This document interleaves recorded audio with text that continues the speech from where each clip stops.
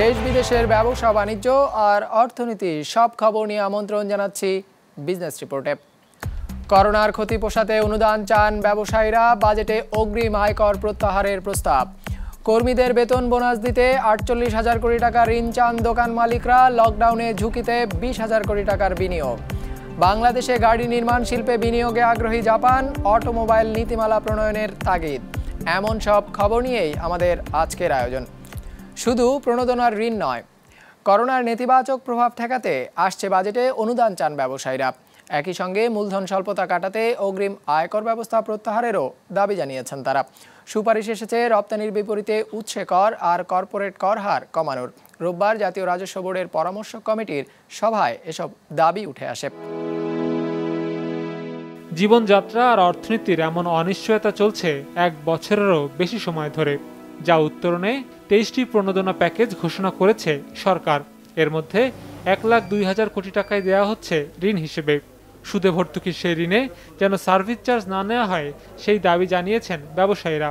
একই সঙ্গে দ্বিতীয় ঢেউ মোকাবেলায় আসছে বাজেটে বাড়তি সুবিধাও চেয়েছেন তারা।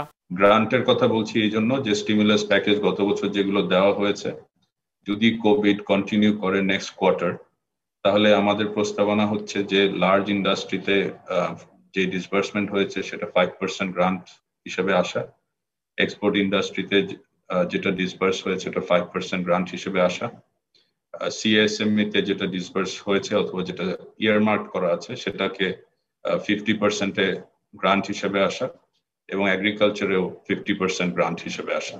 ২০২১-২২ অর্থ বছরের বাজেট উপলক্ষে এফবিসিসিআই এবং জাতীয় রাজস্ব বোর্ডের যৌথ এই ভার্চুয়াল বৈঠকে তাগিদ আসে ক্ষুদ্র মাঝারি উদ্যোগে টার্নওভার কর এবং মূসক হারে ছাড় দেবার। সুপারিশ এসেছে স্থানীয় শিল্পে রপ্তানিমুখী খাতের মতো সুবিধা দেয়ার। আমদানি শুল্ক সংশ্লিষ্ট সমস্যার স্থায়ী সমাধানের জন্য শুল্ক আইন ১৯৬৯-এর ১৩ ধারাকে কার্যকর করে আমাদেরকে শুল্ক বন্ড সুবিধা দেওয়ার অনুরোধ জানাচ্ছি। সকল রপ্তানিকে যে উচ্চ কর 0.25% রাখা দরকার, এবং আমাদের যে ট্যাক্সটা মানে কর্পোরেট ট্যাক্সটাও সকল রপ্তানির জন্য একই ফিগার থাকা উচিত। প্রাক বাজেট এই বৈঠকে পুঁজিবাজারে তালিকাভুক্ত প্রতিষ্ঠানের কর্পোরেট কর হার কমানোর প্রস্তাব এসেছে। দাবি উঠেছে অনলাইন ভিত্তিক ব্যবসার মূসক প্রত্যাহারের। ব্যবসায়ীরা আপত্তি তুলেছেন অগ্রিম আয়কর ব্যবস্থা নিয়েও। দেশের শিল্প বাঁচানোর জন্য, সুতাকে বাঁচানোর জন্য এই দেশের সকল সুতার উপর ম্যানমেড ফাইবার এবং ম্যানমেড যে ফাইবার আমরা কাঁচামাল আমদানি করি তার উপর থেকে সকল প্রকার এটি সকল কিছু প্রত্যাহার করা হোক। স্থানীয়ভাবে সংগৃহীত সকল পণ্য সেবার ক্ষেত্রে ভ্যাট মওকুফ ও রিটার্ন দাখিল করা থেকে অব্যাহতি প্রদান করার জন্য আমি অনুরোধ করছি। আবার ব্যবসার বিকাশে এমন সব সুবিধার প্রয়োজন হলেও আয় ব্যবস্থাপনার স্বার্থে ঢালাও ছাড়ের সুযোগ কম বলে মনে করে সরকার। তাই কাঠামো আধুনিকায়নের মাধ্যমে বাণিজ্য সহজীকরণের প্রতিশ্রুতি আসে আলোচনায়।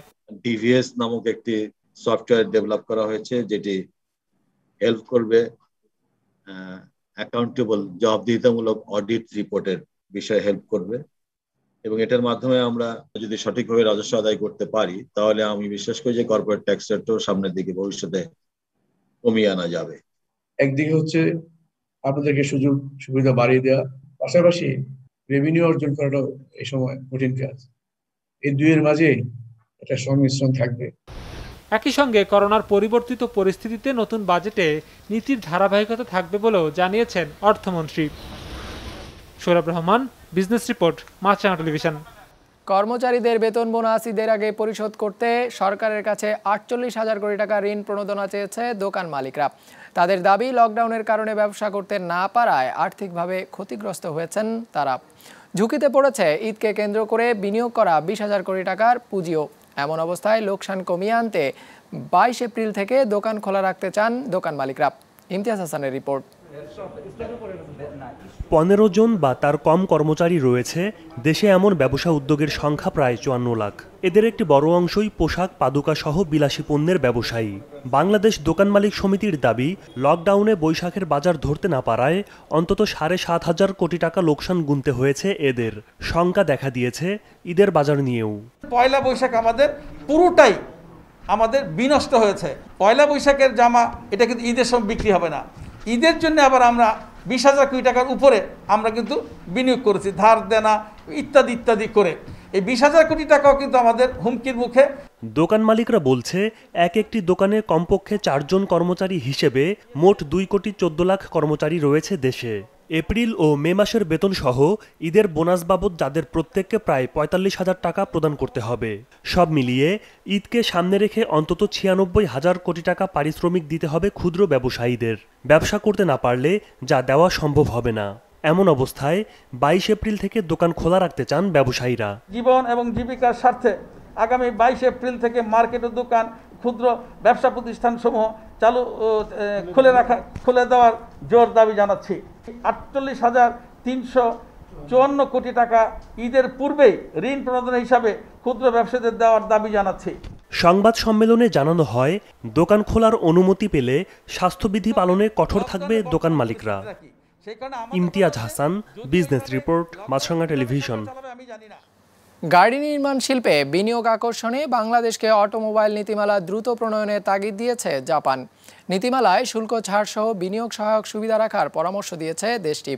রোববার ঢাকা চেম্বার আয়োজিত এক ভার্চুয়াল সেমিনারে এসব পরামর্শ দেন দেশটির রাষ্ট্রদূত এবং উন্নয়ন সহযোগী সংস্থা জাইকা। অনুষ্ঠানে দেশীয় শিল্পের বিকাশের পাশাপাশি রিকন্ডিশন গাড়ি আমদানির সুযোগ বহাল রাখারও দাবি জানিয়েছে রিকন্ডিশন গাড়ি আমদানিকারক সমিতি বারবিডা। দেশে নিবন্ধিত মোটরসাইকেলের সংখ্যা প্রায় 30 লাখ, বছরে বিক্রি হচ্ছে 5 লাখের মতো, যার 80 ভাগই এখন সংযোজিত কিংবা তৈরি হচ্ছে স্থানীয়ভাবে। এরই মধ্যে কারখানা স্থাপন করেছে বাজাজ, হিরো, সুজুকি, হোন্ডা সহ কয়েকটি বিদেশি কোম্পানি। শুধু মোটরসাইকেলই নয়, দেশে সংযোজিত হচ্ছে গাড়িও। নিজস্ব ব্র্যান্ডে গাড়ি তৈরিতে জাপানের মিৎসুবিশির সাথে কাজ করছে রাষ্ট্রীয় কোম্পানি প্রগতি। এছাড়াও গাড়ি সংযোজন কারখানা স্থাপন করেছে পিএইচপি, নিটল মোটর সহ কয়েকটি প্রতিষ্ঠান। Government has an ambition plan to shift the passenger car sector from reconditioned car market to a brand new locally assembled sector. Government plans to impose a ban on used car import and giving incentives for localization. This would bring in fresh investments to initially assemble, eventually turn the industry into progressive manufacture. সম্ভাবনার এই শিল্পকে এগিয়ে নিতে নীতিমালা তৈরির কাজ করছে শিল্প মন্ত্রণালয়। এতে সহায়তা করছে জাপানের উন্নয়ন সহযোগী সংস্থা জাইকা। দেশটি বলছে শুধু বাংলাদেশই নয়, নতুন করে গাড়ি নির্মাণ শিল্পে নাম লিখিয়েছে থাইল্যান্ড, ইন্দোনেশিয়া সহ কয়েকটি দেশ। তাই এই শিল্পে নিজেদের অবস্থান তৈরি করতে দ্রুতই নীতিমালা প্রণয়নের তাগিদ দিয়েছে Japan. There exist strong car manufacturers in other countries, and they're in harsh competition in regional export market. Therefore, it is very necessary for government of Bangladesh to carefully implement appropriate industrial policies in proper sequence in order to foster a domestic manufacturing industry in Bangladesh. Early adoption of the policy and initiation of consultations among relevant ministries and agencies to come up with the policy support and incentives on tax, tariffs, and retail. And second, balanced expansion of domestic production and import of cars in due consideration to market needs and trend. I expect both domestic production and import will grow as consumers' demands go up. তবে automobile শিল্পকে টেকসই করতে শুধু গাড়ি নির্মাণই নয়, গাড়ির যন্ত্রাংশ কারখানা স্থাপনে দেশি বিদেশি উদ্যোক্তাদের বিনিয়োগের আহ্বান জানিয়েছেন শিল্পমন্ত্রী। It is also needed to encourage industrialists of home and abroad to set up spare parts and tools manufacturing plants here in economic zones that can cater huge demand of automobile manufacturing industry. যদিও এখনও ব্যক্তিগত গাড়ির চাহিদার বড় অংশই মিটছে আমদানি করা রিকন্ডিশনড গাড়ির মাধ্যমে, যাতে বিপুল অঙ্কের বিনিয়োগ আছে প্রায় 900 আমদানিকারকের। তাই দেশীয় শিল্পের সুরক্ষার পাশাপাশি পুরনো গাড়ি আমদানির সুযোগ রাখারও প্রস্তাব দিয়েছে বারবিডা। শাহাদাত হোসেন, বিজনেস রিপোর্ট, মাছরাঙা টেলিভিশন। দেশের অনেক এলাকার মতো রংপুরেও করোনার প্রথম ধাক্কায় কমেছে কাজ। অভাব অনটনে রয়েছেন দিনমজুর পরিবারগুলো, বাড়ছে দারিদ্রতার হার। এমন বাস্তবতায় আবারও লকডাউনের চরম উৎকণ্ঠায় দিন কাটছে দিনমজুরদের। ফুয়াদ হাসানের ক্যামেরায় রফিক সরকারের রিপোর্ট। সকাল হতে না হতেই এই শ্রমিকরা সাইকেলে চড়ে এভাবেই কাজের খোঁজে ছুটে চলেন রংপুর নগরীতে। সারা বছরই দিনভর হাড়ভাঙা পরিশ্রম করে পরিবার চালান তারা। করোনায় কমেছে কাজ, অভাব অনটনে অনেক পরিবার। Bangladesh bureau of statistics BBS এর 2016 সালের জরিপ অনুযায়ী রংপুর অঞ্চলের দারিদ্র্যের হার ছিল 47.2%। 2019 সালে করা ওয়ার্ল্ড ব্যাংক পভার্টি অ্যাসেসমেন্ট অনুযায়ী সেই হার 32.9%-এ দাঁড়িয়েছিল। শ্রমিক সংগঠনগুলোর তথ্য মতে গেল বছরের লকডাউনে এসব দিনমজুরদের 70 ভাগই হয়েছেন বেকার। South Asian network on economic মডেলিংয়ের তথ্য মতে এক বছরে এখানকার দারিদ্র্যের হার বেড়ে হয়েছে 42.2%। প্রথম ধাক্কার ধকল সামলাতে না সামলাতেই শুরু হয়েছে করোনার দ্বিতীয় ঢেউ। সংক্রমণ ঠেকাতে চলছে সর্বাত্মক লকডাউন। এতে চরম হতাশা দেখা দিয়েছে দিনমজুরদের মধ্যে।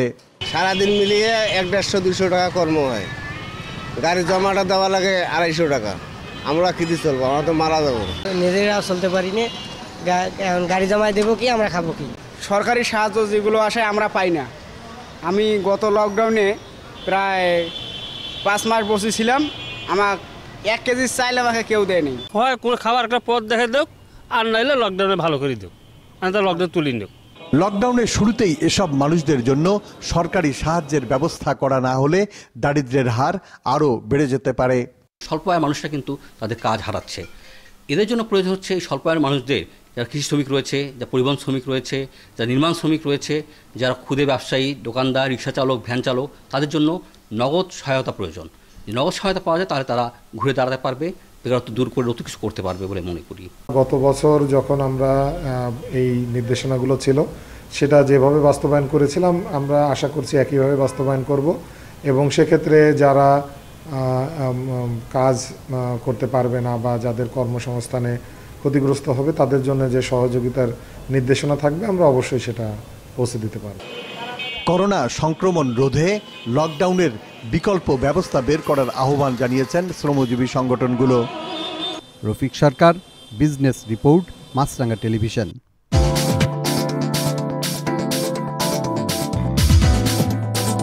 সপ্তাহের শুরুর দিনে ইতিবাচক ধারায় লেনদেন শেষ হয়েছে ঢাকার পুঁজিবাজারে। সার্বিক সূচক DSX 21 পয়েন্ট বেড়ে দাঁড়িয়েছে 5,331-এ। লেনদেন হয়েছে 602 কোটি টাকার। লেনদেন হওয়া শেয়ার ও মিউচুয়াল ফান্ডের মধ্যে দর বেড়েছে 103টির, কমেছে 165টির দর, আর অপরিবর্তিত রয়েছে 80টির দর। এবার বাজার নিয়ে বিশ্লেষণ শুনবো ব্র্যাক ইপিএল স্টক ব্রোকারেজের। বিগত 3টি ট্রেডিং সেশনের মতো আজকেও মার্কেট পজিটিভে ক্লোজ হয়েছে এবং এক্ষেত্রে আজকে প্রায় 21 পয়েন্টস পজিটিভে ক্লোজ হয়েছে with around 8% increase in turnover. মূলত বিগত কিছুদিনের ইনক্রিজ দেখলে ইনক্রিজের কারণ হতে পারে যে লকডাউন থাকা সত্ত্বেও মার্কেট ওপেন রাখা ইনভেস্টরদের কনফিডেন্স বিল্ড আপের ক্ষেত্রে হেল্প করছে। আমরা যদি আজকে ট্রেডিং প্যাটার্ন দেখি যে ফার্স্ট হাফে দেখা যাচ্ছে যে ইনভেস্টরদের মধ্যে কিছুটা প্রফিট বুকিং টেন্ডেন্সি দেখা দিচ্ছে, কিন্তু দ্বিতীয়ার্ধে দেখা গেছে এটা পুরোটাই রিকভার করে মার্কেট পজিটিভই ক্লোজ হয়েছে মূলত। এবং আমরা যদি এখন সেক্টরাল মুভমেন্টের দিকে তাকাই তাহলে আমরা দেখতে পারবো যে জেনারেল ইন্স্যুরেন্স পুনরায় সবচেয়ে বেশি টার্নওভার জেনারেট করেছে, contributing around 22% to the total turnover, followed by miscellaneous sector এবং NBFI sector. আমরা যদি মোস্ট ট্রেডেড শেয়ারসের দিকে তাকাই তাহলে আমরা দেখতে পারবো যে বেক্সিমকো সবচেয়ে বেশি টার্নওভার জেনারেট করেছে। চীনা গাড়ি নির্মাতা প্রতিষ্ঠান আর্কফক্সের সাথে যৌথভাবে প্রথম 5G প্রযুক্তির স্মার্ট বৈদ্যুতিক গাড়ি বাজারে এনেছে চীনা প্রযুক্তি জায়ান্ট হুয়াওয়ে। দীর্ঘ 4 বছরের গবেষণার পর কোনো গাড়িতে নিজেদের ডিজিটাল প্রযুক্তি ব্যবহার করেছে প্রতিষ্ঠানটি। এর মাধ্যমে বৈদ্যুতিক গাড়ির দুনিয়ায় নাম লেখালো চীনা জায়ান্ট হুয়াওয়ে। বিস্তারিত ডেস্ক রিপোর্টে। আর্কফক্স AS হুয়াওয়ে HI এটি প্রথম কোনো গাড়ি যাতে ব্যবহার করা হয়েছে হুয়াওয়ের 5G প্রযুক্তি। হুয়াওয়ে বলছে লিডার প্রযুক্তির সাথে 5G যুক্ত হওয়ায় গাড়িটি স্বয়ংক্রিয় চলাচল হবে অনেক বেশি স্বাচ্ছন্দ্যপূর্ণ। আমরা সবার জন্য এই ডিজিটাল বিশ্ব উন্মুক্ত করতে চাই, যেন প্রত্যেকটি পরিবার এবং প্রতিষ্ঠানই স্মার্ট ওয়ার্ল্ডের সব সুবিধা গ্রহণ করতে পারে। হুয়াওয়ের স্বয়ংক্রিয় বুদ্ধিভিত্তিক ইউনিটেরও নিজস্ব কিছু পরিকল্পনা আছে। আমরা কখনোই বৈদ্যুতিক গাড়ি তৈরি করব না, তবে সব গাড়িতেই আমরা হুয়াওয়ের ডিজিটাল প্রযুক্তি ইনস্টল করতে চাই। দীর্ঘ 4 বছর গবেষণার পর তৈরি বৈদ্যুতিক গাড়িটি শনিবার সাংহাই কার শোতে প্রদর্শন করা হয়। গাড়িটির অপারেটিং সিস্টেম হিসেবে থাকছে হুয়াওয়ের নিজস্ব অপারেটিং সিস্টেম হারমোনি। গাড়িটির দাম ধরা হয়েছে প্রায় $60,000 মার্কিন। এই প্রজেক্টের জন্য 3000-এর বেশি গবেষক এবং উন্নয়ন কর্মী কাজ করেছে। দীর্ঘ 4 বছরের অক্লান্ত পরিশ্রমের পর আর্কফক্সের গাড়িটি তৈরি করা সম্ভব হয়েছে এবং আজ প্রথমবারের মতো এটি জনসম্মুখে আনা হয়েছে। বিশ্বের সর্ববৃহৎ টেলিকম যন্ত্রাংশ নির্মাতা হুয়াওয়ে গেল বছর চীন মার্কিন প্রযুক্তি যুদ্ধের বলি হয়ে যুক্তরাষ্ট্রের নিষেধাজ্ঞায় পড়ে। হুয়াওয়ের টেলিকম যন্ত্রাংশ জাতীয় নিরাপত্তার জন্য ঝুঁকি এমন অজুহাতে এখনও দেশটিতে নিষিদ্ধ প্রতিষ্ঠানটি।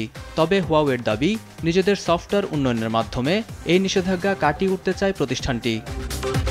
মুস্তফা তাহান, বিজনেস রিপোর্ট, মাছরাঙ্গা টেলিভিশন। দর্শক, আমাদের যে কোনো পর্ব নিজেদের সুবিধাজনক সময়ে দেখতে সাবস্ক্রাইব করুন বিজনেস রিপোর্টের অফিসিয়াল ইউটিউব চ্যানেল। ফেসবুক পেজে লাইক দিয়ে আপডেট থাকুন ব্যবসা বাণিজ্যের আলোচিত সব ঘটনা সম্পর্কে। আর আপনাদের মতামত জানান ইনবক্সে। আজ এটুকুই, বিদায় নিচ্ছি, ভালো থাকবেন।